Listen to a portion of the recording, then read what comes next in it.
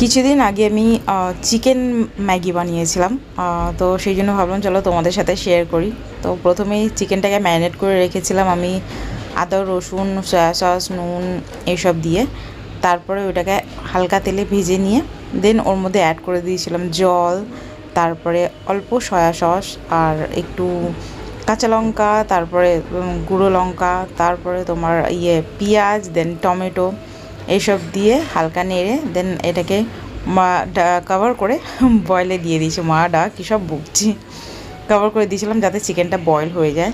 তারপরে চিকেনটা বয়েল হয়ে যাওয়ার পরে এর মধ্যে দিয়ে দিয়েছিলাম ম্যাগি মশলা, যেটা ছাড়া ইনকমপ্লিট ম্যাগি অবভিয়াসলি।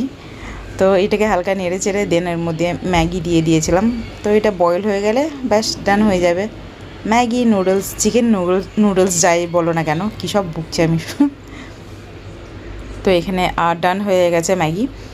তারপরে এখানে খেতে চলে আসলাম। একটু ড্রাই হয়ে গেছে, আমি ভেবেছিলাম একটু গ্রেভি রাখবো, বাট ড্রাই হয়ে গেছে হালকা।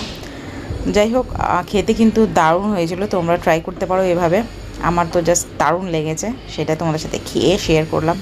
তো চলো, ভিডিওটা কেমন লাগলো জানিও, আর নেক্সট ভিডিও তোমাদের সাথে দেখা হচ্ছে। এখন tata bye bye, tata bye bye.